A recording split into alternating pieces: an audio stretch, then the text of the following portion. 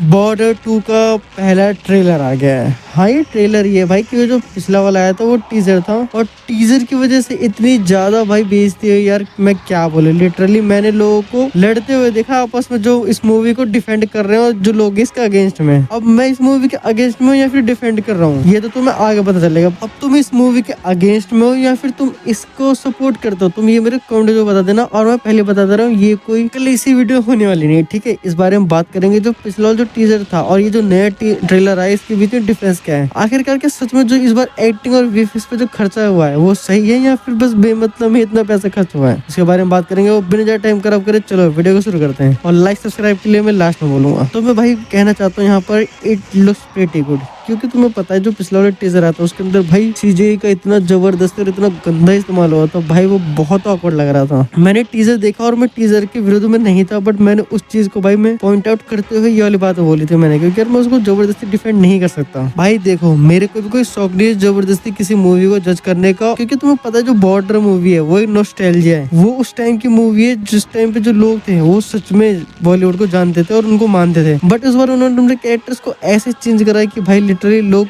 क्या ही बोलूं। तो चलो भाई सीधे ट्रेलर के ऊपर बढ़ते हैं। तो जैसे ट्रेलर स्टार्ट होता है यहाँ पर हमें स्टार्टिंग में ही एक ऐसा सीक्वेंस दिखाया गया जो हमारे दिमाग के साथ खेलता है, क्योंकि हमें स्टार्टिंग में ही एक क्रिटिकल कंडीशन दिखाई जाती है जहाँ पे जो हमारे सनी पाजी हैं वहाँ पर उनके सामने एक टैंक खड़ा है और वो टैंक की तरफ देख रहे हैं, और यहाँ पे जो टैंक है वो उनको देख रहा होता है। जहाँ पे ट्रेलर का स्टार्टिंग का सीन ही जानबूझ कितना क्रिटिकल बनाया गया, जिसकी वजह जो हमारी पुरानी वाइब है वो दोबारा से मैच हो पाए। अगर तुम्हें याद नहीं होगा तो मैं तुम्हें सीन दिखा देता हूँ, जहाँ पर लास्ट टाइम बॉर्डर मूवी के अंदर ये वाला सीन पहली बार क्रिएट होता है, जहाँ पर सनी देओल के सामने पाकिस्तान का टैंक आके खड़ा हो जाता है और यहाँ पे उसकी तरफ एम कर ही देता है। तभी जो जैकी श्रॉफ की एयरफोर्स है वो उसके ऊपर हमला कर देते हैं और जो उनका टैंक है वो वहीं पे तबाह हो जाता है। तो हो सकता है मे भी ये वाला सीन दोबारा से रिक्रिएट करने की कोशिश करी गई हो यहाँ पर, क्योंकि तुम्हें पता है कि जो इस मूवी को जो संभाल के रखे हैं वो सिर्फ सनी देओल ही है। मैं मानता हूँ कि सबने यहाँ पर एक्टिंग बढ़िया करी है, बट यहाँ पे जो लोग है वो सिर्फ सनी देओल की वजह से ही जाएंगे इस मूवी देखने के लिए, क्योंकि जो पुराने कैरेक्टर्स थे ना उनके लोगों से अटैचमेंट जुड़ी पड़ी थी, बट इस बार जो नए कैरेक्टर्स है ना उनका इतना बढ़िया कोई कॉन्ट्रीब्यूशन है नहीं इस मूवी के अंदर। और मुझे एक सीन देख के लग रहा है कि ये भी हो सकता है कॉपी है, बट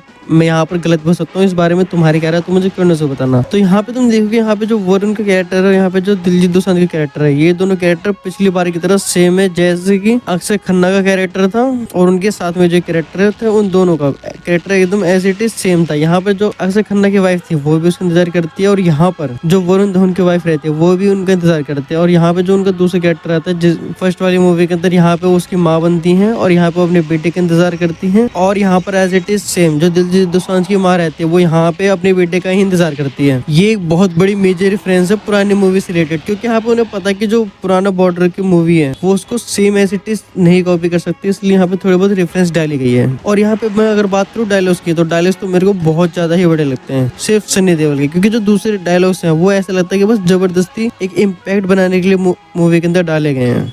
इस बारे में तुम्हारी क्या राय है तुम मुझे कमेंट में जरूर बता सकते हो। और मुझे जो सबसे लास्ट वाला जो डायलॉग है वही मेरे को सबसे ठीक लगता है। और मैं यहाँ पर मूवी के लिए तो एक्साइटेड हूँ ही, बट मैं इस बार थोड़ा सा ये देख के खुश हो रहा हूँ कि यहाँ पर जो इन्होंने एयरफोर्स और नेवी है उनको भी बहुत ज्यादा सीक्वेंसेस में लिया है, मतलब उनका जो रोल है वो भी ठीक ठाक है। क्योंकि जो लास्ट वाली जो बॉर्डर मूवी थी उसके अंदर सिर्फ क्लाइमेक्स के लिए ही आती है एयरफोर्स, बट यहाँ पे उनका जो रोल है वो ठीक ठाक है। अब ये देखना कि यहाँ पर वो सीजीआई का कैसे इस्तेमाल करते हैं, क्योंकि उस टाइम पे जो सीजीआई थी उस टाइम के हिसाब से बहुत बेहतर थी, बट लेकिन अभी के टाइम पे ना ये भाई बहुत गंदी लगती है।